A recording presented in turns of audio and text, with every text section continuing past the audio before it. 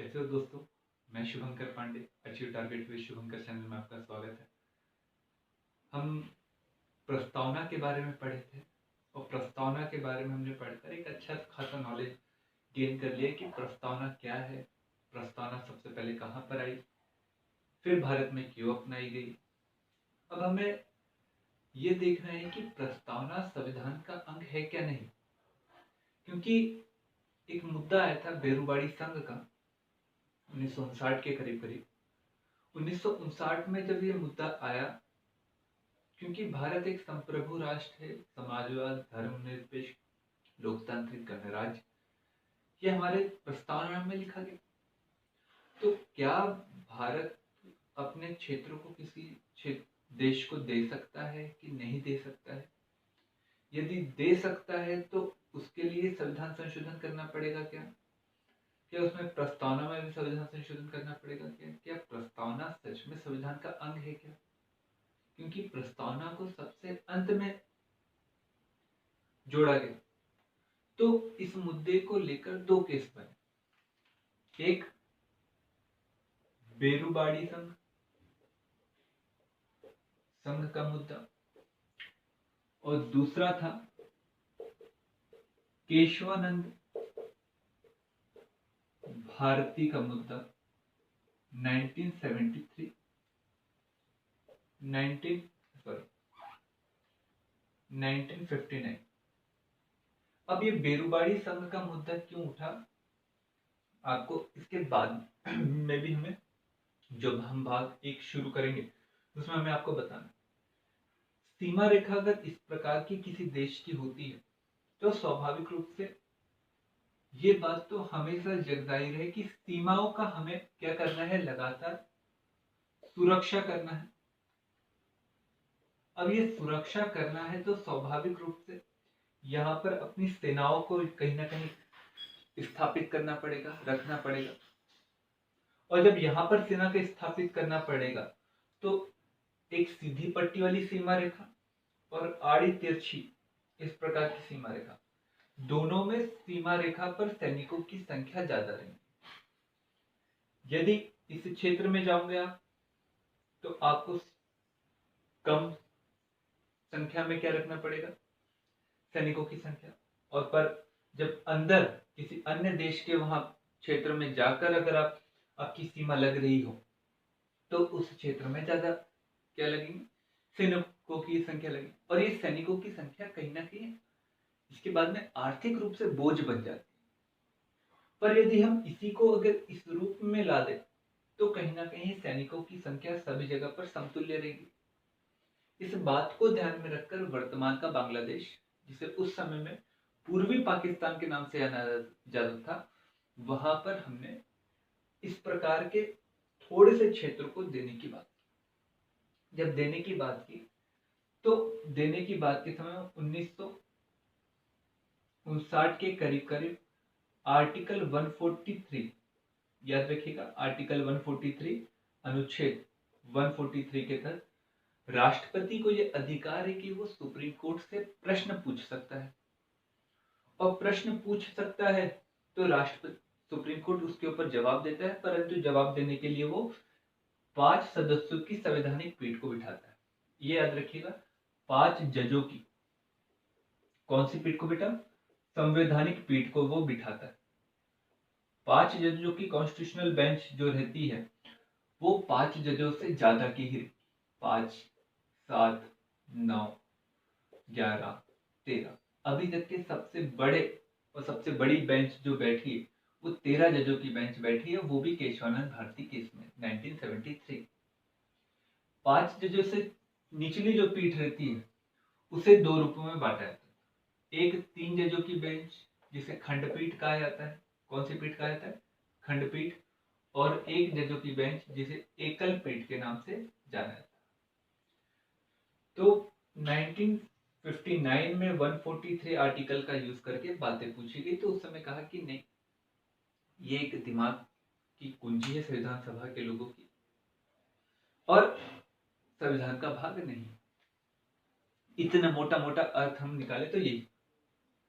तो ये बात को ध्यान में रखकर फिर बाद में सुप्रीम कोर्ट ने एक और बात कहा कि भैया आपको अगर लगता है तो आप आर्टिकल 3 में और आर्टिकल 2 में आप मेंशन कर दो, और मेंशन कर दो कि हम जो आर्टिकल 3 है उसमें कहा गया है कि हम किसी क्षेत्र को मतलब हम अपनी राज्य की सीमा में परिवर्तन, नामों में परिवर्तन कर सकते हैं। आर्टिकल 2 हम किसी क्षेत्र से ले सकते हैं, राज्य को किसी क्षेत्र को दे सकते हैं। ठीक है, तो सुप्रीम कोर्ट ने कहा कि आप ऐसा करिए, यहाँ पर आप कॉन्स्टिट्यूशन में लिख दीजिए कि इसमें एक निहितार्थ है कि हम किसी भी भाग को, भारत के किसी भी भाग को दे सकते हैं, भारत के भाग को किसी को दे सकते हैं। आप ऐसा लिख दो तो कोई दिक्कत ही नहीं होगी, साफ साफ समझ में आ जाएगा। ये बात बोली, जब ये बात बोली, और दूसरी बात उन्होंने एक और चीज बोली कि आप कॉन्स्टिट्यूशन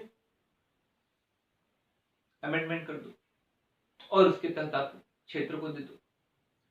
तो सरकार को दूसरा वाला मुद्दा अच्छा लगा, यदि इस चीज को अगर वो लिख देते तो उनको लगा कि कहीं ना कहीं भविष्य में कहीं ना कहीं खतरा हो सकता है, इसलिए उन्होंने संविधान संशोधन करके 9th कॉन्स्टिट्यूशन अमेंडमेंट करके बेरुबाड़ी संघ को कहीं ना कहीं दे दिए, किसे, पूर्वी भारत को, पूर्वी पाकिस्तान को। अब केशवानंद भारती केस आया, और केशवानंद भारती केस भारत के संविधान के लिए, भारत की जुडिशरी के लिए एक महत्वपूर्ण स्तंभ के रूप में माइलस्टोन यहाँ पर खड़ा हुआ, क्योंकि बेरुबाड़ी संघ जो मामला था उसके बाद में एक बड़ी बेंच बैठी।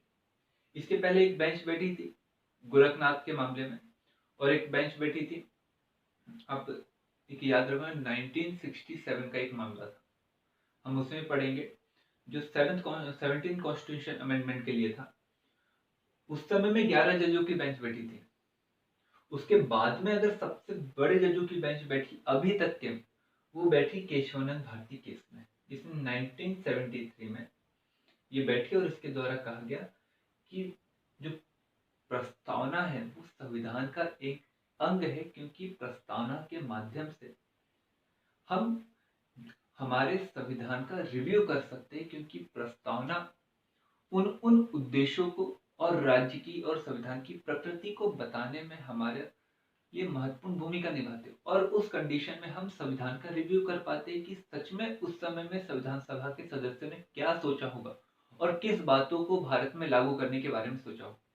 तो केशवानंद भारती केस में हमें समझ में आ गया कि भैया प्रस्तावना जो है वो केवल दिमाग की कुंजी नहीं है संविधान सभा के लोगों की, बल्कि ये संविधान का एक अंग भी है।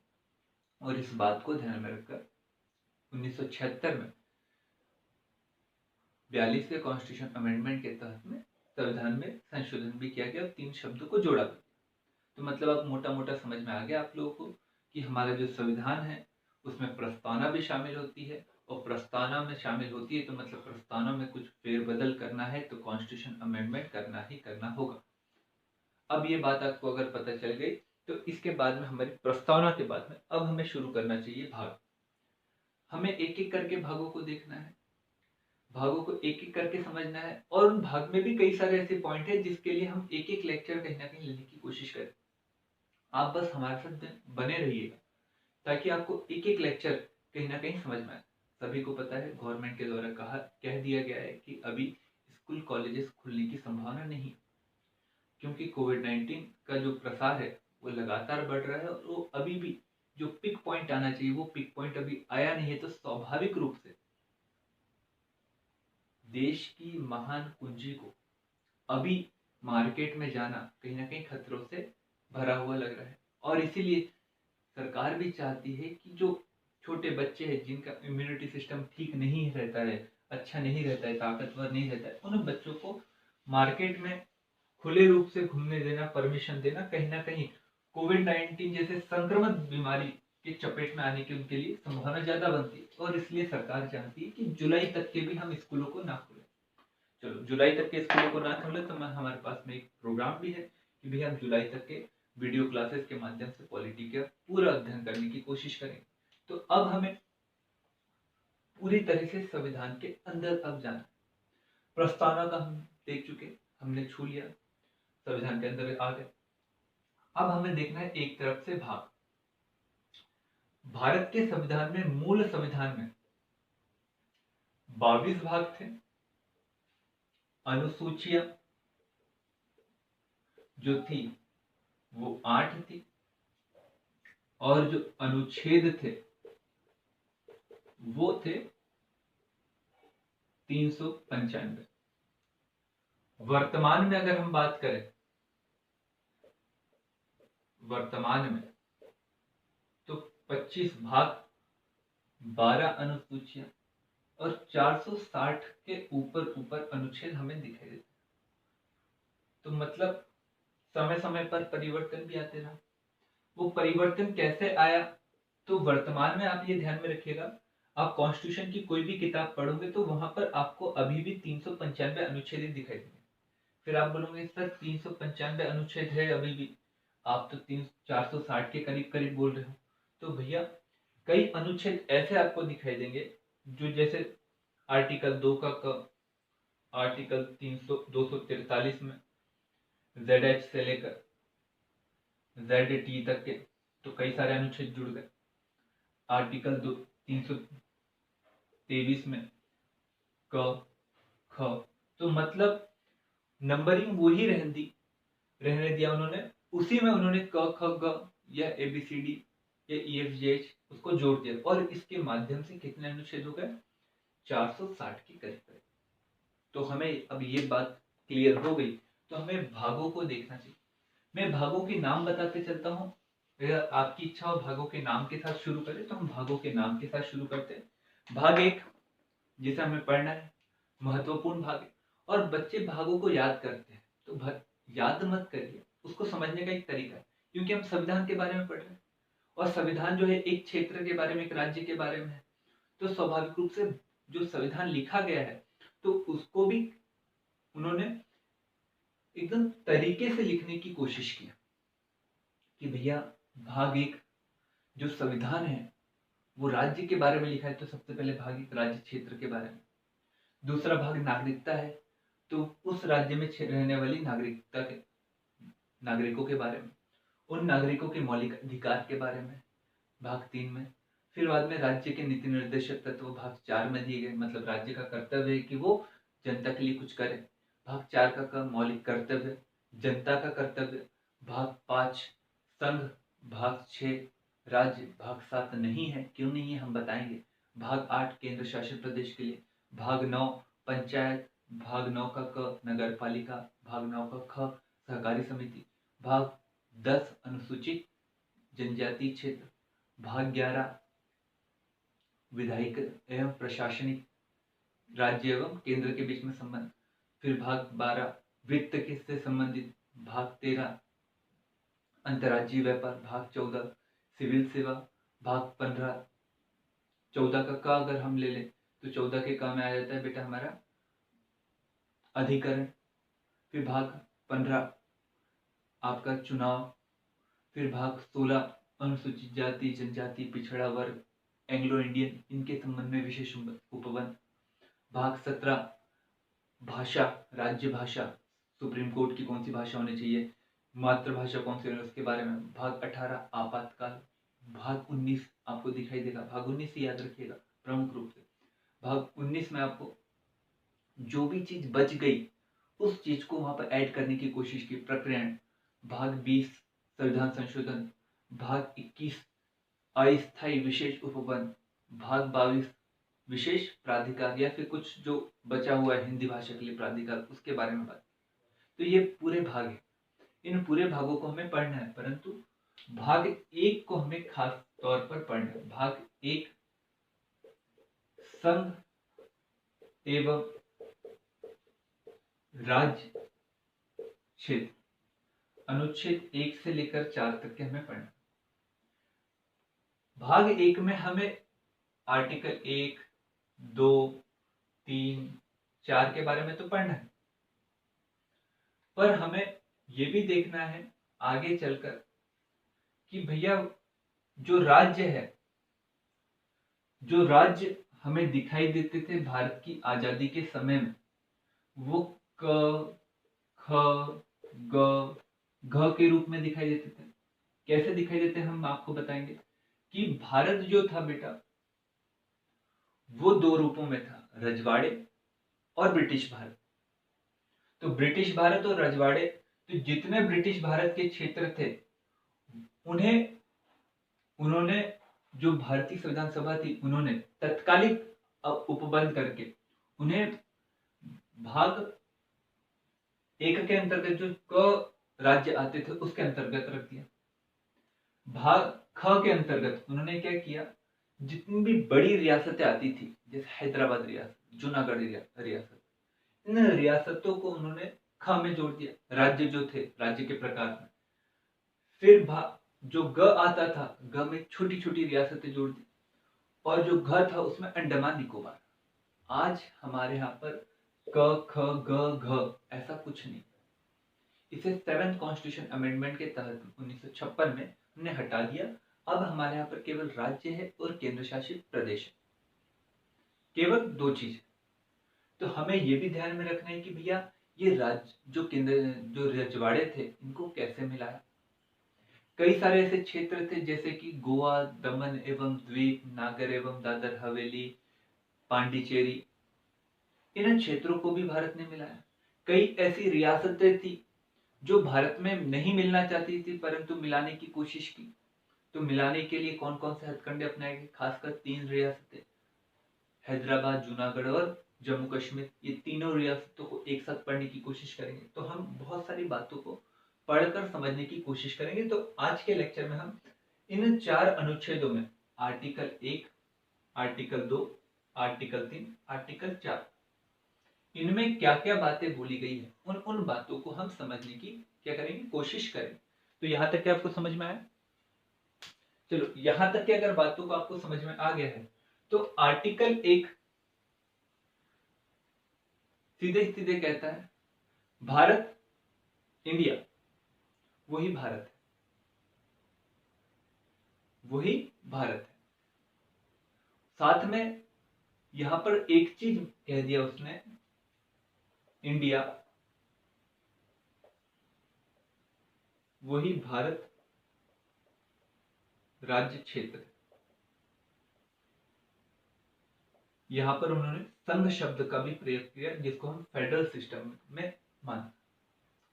आर्टिकल 1 ने केवल बताया कि भारत जो है वो ही इंडिया है, इंडिया ही भारत है, ये बात बताया।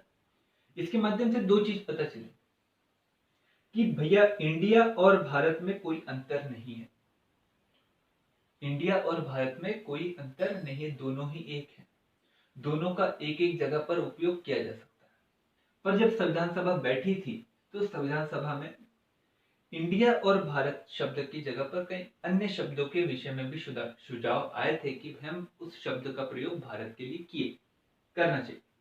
किसी ने आर्यव्रत कहा, किसी ने भरत वंश के भरत नाम देने की कोशिश की, पर एक मोटा मोटा सभी लोगों में सहमति, आम सहमति बन चुकी थी जिसे सर्वसहमति हमने, वो सहमति ये थी कि हाँ, भारत शब्द का प्रयोग करना चाहिए भारत के अंदर।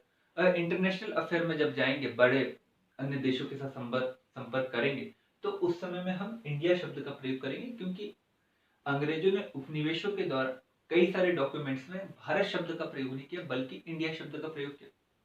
तो हम उसी बात को थोड़ा सा माने और उसी आधार पर संबंधों को आगे बढ़ाने की कोशिश करें, और उसी आधार पर हमने इंडिया दैट इज भारत। तो ये बात जब कही गई तो इसमें एक और शब्द जोड़ा गया था, संघ। जब ये संघ, फेडरल शब्द जोड़ा गया तो यहीं पर एक प्रश्न उठा, क्या भारत, क्योंकि मैंने आपको एक चीज बताई, क्या भारत में जो राज्य बने हैं वे राज्य समझौते के आधार पर भारत को बनाते हैं क्या? क्योंकि फेडरल सिस्टम में तो यही कहा गया, क्योंकि फेडरल सिस्टम का एक अच्छा उदाहरण है अमेरिका, जहां पर राज्यों के बीच में समझौते के आधार पर अमेरिका का निर्माण हो। ये बात अलग है कि वहां पर जब गृह युद्ध हुआ तो उसके बाद में अब्राहम लिंकन के द्वारा कहा गया कि राज्यों को अमेरिकी संघ से अलग होने की कोई आजादी नहीं है, ये बात अलग है। और इसके बाद में वो कहीं ना कहीं राज्यों के लिए ये बात कहकर चले गया कि भैया राज्यों को प्रवेश करने की अनुमति तो है परंतु बाहर जाने की अनुमति नहीं है। तो संविधान सभा में प्रश्न ये पूछा गया था, जब प्रारूप रखा गया, तो प्रारूप जब रखा गया तो बोला गया कि क्या भारत में राज्य के समझौते के आधार पर भारत बना है क्या? क्योंकि सभी को पता है कि रियासतों को जब मिलाया गया भारत में, तो उनके सामने कई सारी बातों को रखा गया और उनकी शर्तों को माना गया। उनको प्रीवी पर्स देने की बात की गई, उनको उपाधियां जो थी उनको रखने की बात कही गई, तो ये माना गया और उस शर्तों के आधार पर मिले। तो क्या ये शर्त के माध्यम से भारत बना है कि बिना शर्त के? तो उस समय में अंबेडकर साहब के द्वारा कहा गया कि भारत एक संघ है, परंतु राज्यों के समझौते के आधार पर नहीं, परंतु राज्यों के समझौते के आधार पर नहीं। इस बात को उन्होंने आर्टिकल 3 में और अच्छे से कह दिया कि भैया आप आर्टिकल 3 पढ़ लोगे तो आपको और बातें बहुत अच्छे से समझ में आ जाएगी। आया समझ में? तो मतलब दूसरी बात, उन्होंने राज्य क्षेत्र शब्द का प्रयोग किया। राज्य क्षेत्र का मतलब होता है, संघ में केवल आते हैं बेटा दो ही चीज। संघ में केवल कितने शब्द आते हैं? दो। एक राज्य आता है और एक आता है केंद्र। पर आपको पता है कि हमारे यहाँ पर केंद्र भी है, राज्य भी है और केंद्र शासित प्रदेश भी है। और केंद्र शासित प्रदेश, यूनियन टेरिटरी जिसे हम कहते हैं, वो क्षेत्र जहां पर केंद्र सरकार के द्वारा कहीं ना कहीं राष्ट्रपति के माध्यम से कार्य किया जाता है, उसे केंद्र शासित प्रदेश कहा जाता है। इसके पीछे कई कारण हैं कि हम केंद्र शासित प्रदेश का निर्माण क्यों करते, जैसे कि अभी हमने क्या किया, दमन एवं दीव, नागर एवं दादर हवेली को मिला दिया। तो वहीं जो जम्मू कश्मीर था, उस जम्मू कश्मीर को हमने क्या किया, दो केंद्र शासित प्रदेश में हमने बांट दिया, एक लद्दाख और दूसरा जम्मू एंड कश्मीर। क्या कारण थे हम उसके बारे में पढ़ेंगे, पर हमारे यहाँ पर केंद्र शासित प्रदेश भी है। तो राज्य एवं क्षेत्र संघ से एक बड़ी अवधारणा है जो बड़े क्षेत्रों को लेकर चलती है। तो राज्य एवं क्षेत्र में केवल राज्य और केंद्र ही नहीं आता, बल्कि संघ मतलब केंद्र शासित प्रदेश भी आते हैं। ये बात आपको क्लियर हो गई? तो मतलब आर्टिकल 1 में केवल नाम और क्षेत्र के बारे में बताया। दूसरा जो आर्टिकल है, जो भारतीय संविधान से का, इसमें कहा गया भारत अपने क्षेत्र को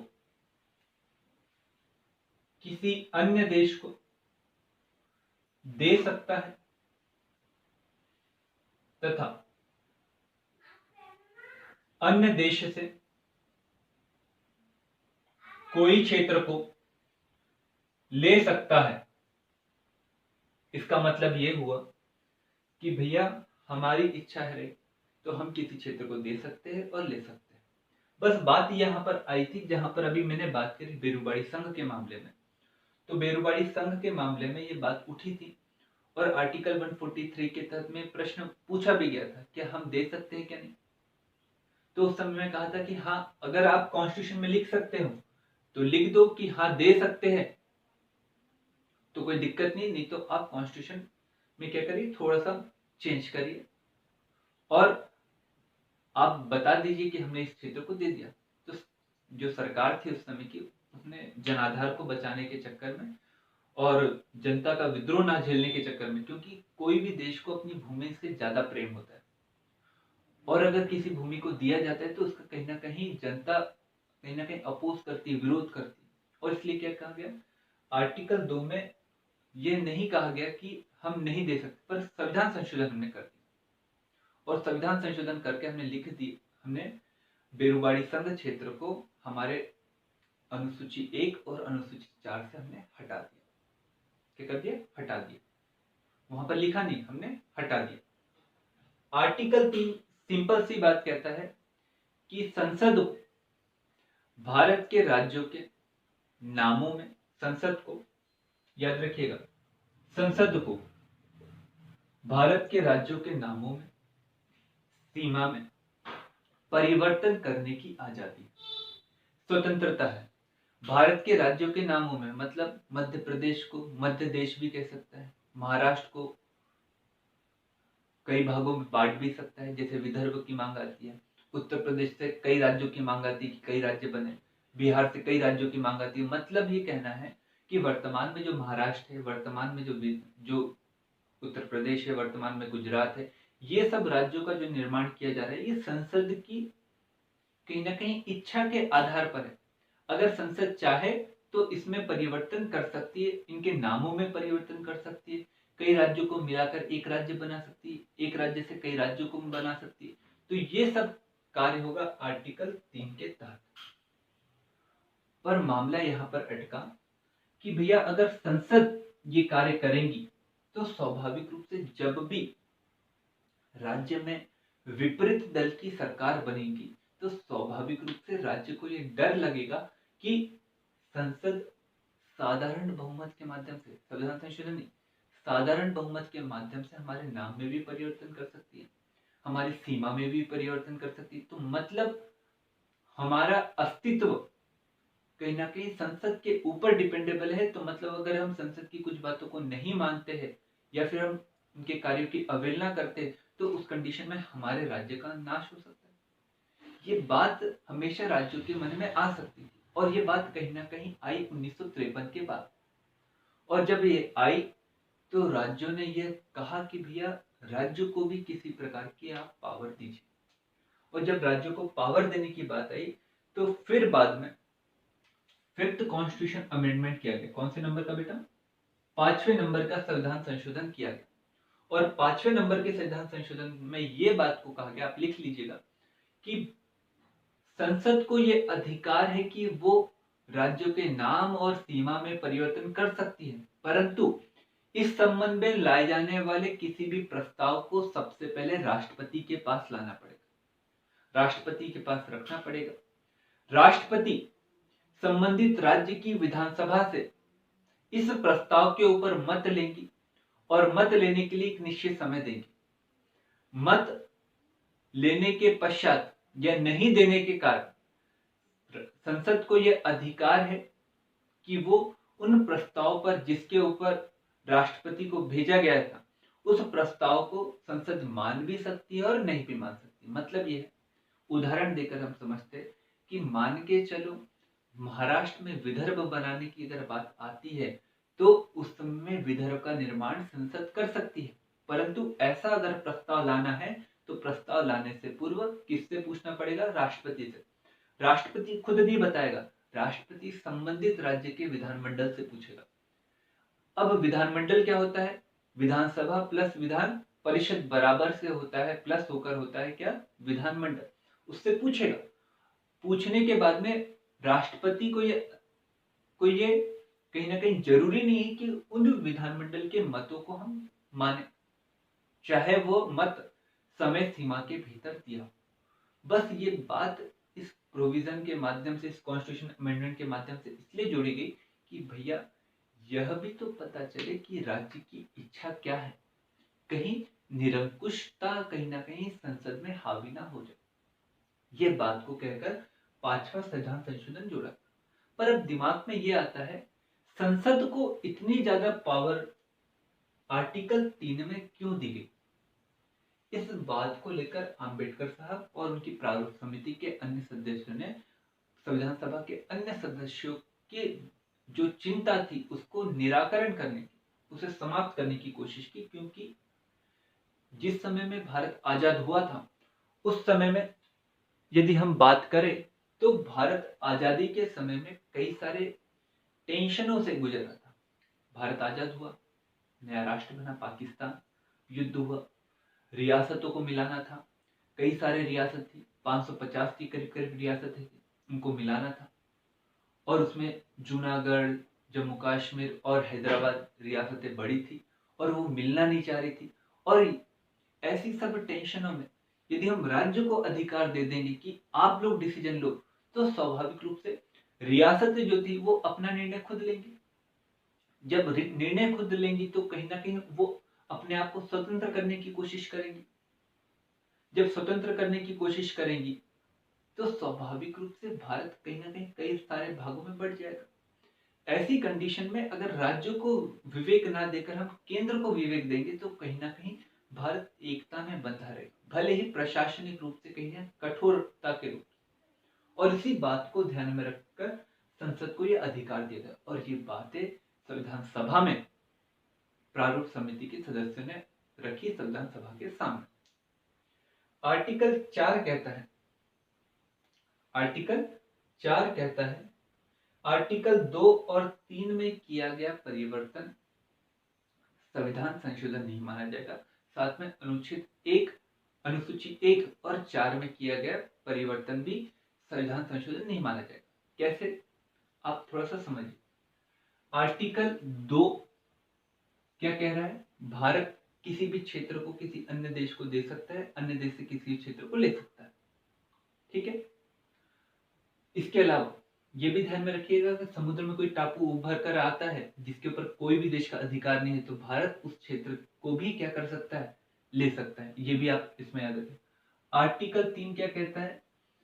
संसद किसी भी राज्य की नाम और सीमा में परिवर्तन कर सकती है, और सीमा में परिवर्तन के दौरान एक राज्य में से कई राज्यों का निर्माण कर सकती है, और कई राज्य मिलाकर एक राज्य का निर्माण कर सकती है। तो इन दोनों में किए जाने वाला परिवर्तन आर्टिकल 4 कहता है संविधान संशोधन नहीं कहलाएगा। और साथ में अनुसूची 1 और अनुसूची 4 में किया जाने वाला परिवर्तन भी संविधान संशोधन नहीं कहलाएगा। अनुसूची 1 में क्या है? अनुसूची 1 में राज्य क्षेत्र के क्षेत्रफल का वर्णन रहता है। राज्य, जितने भी राज्य है और हमारा जो देश है उसके क्षेत्रफल का वर्णन रहता है।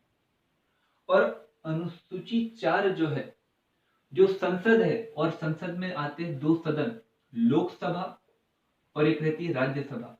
तो राज्यसभा की सीटों का आवंटन, यदि हम किसी क्षेत्र को बांटते हैं, राज्य को हम बांटते हैं, तो स्वाभाविक रूप से एक नया राज्य बनता है, और नया राज्य बनता है तो उस राज्य की कुछ सदस्यों के लिए सीटें राज्यसभा में दी जाएंगी। तो मतलब राज्यसभा की सीटों की संख्या में फेरबदल होगा, और जब फेरबदल हो रहा है तो मतलब कौन से इसमें फेरबदल होगा?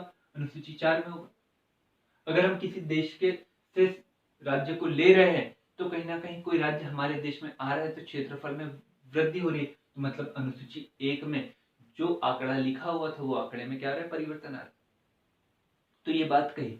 पर 69 के करीब करीब एक केस आया था जो वर्तमान का कच्छ का क्षेत्र है उसको लेकर आया था कि क्या संविधान संशोधन करना जरूरी है कि बिना संविधान संशोधन के। तो उस समय कह दी कि संविधान संशोधन करना जरूरी है उसमें जिसमें हमारा देश किसी अन्य क्षेत्र को ले रहा है या कोई क्षेत्र को दे रहा है। तो मतलब अब ये क्लियर हो गया हमारा कि अगर आर्टिकल 2 के तहत भारत किसी क्षेत्र को ले रहा है, किसी क्षेत्र को दे रहा है, तो उसके लिए संविधान संशोधन करना जरूरी है। परंतु अगर राज्य की सीमा और नाम में परिवर्तन कर रहा है तो उसके लिए संविधान संशोधन करने की जरूरत नहीं है, वो साधारण रूप से भी हो सकता है। ये बात हमारे सामने अब क्लियर हो गई, क्योंकि 69 के केस में सुप्रीम कोर्ट के द्वारा ये जजमेंट दिया गया था कच्छ के संबंध में, जब एक प्रश्न उस समय के एक व्यक्ति के द्वारा, याचिकाकर्ता के द्वारा पूछा गया था। तो हमें ये पता चल गया कि मतलब अब हमें कोई क्षेत्र को देना है किसी अन्य देश को तो संविधान संशोधन करना पड़ेगा, किसी क्षेत्र को लेना है तो संविधान संशोधन करना पड़ेगा। जैसे 2015 के करीब करीब हमने बांग्लादेश को कुछ क्षेत्र दिए और बांग्लादेश से कुछ क्षेत्र लिए। अब ये बात आपको अगर क्लियर होगी तो हमने आपको कुछ प्रमुख बातें बताने की कोशिश की, आपको समझाने की कोशिश की। यदि आपको वीडियो अच्छा लगा हो तो जरूर से लाइक करिए, चैनल को सब्सक्राइब करिए और बेल आइकन दबाना ना भूलिए।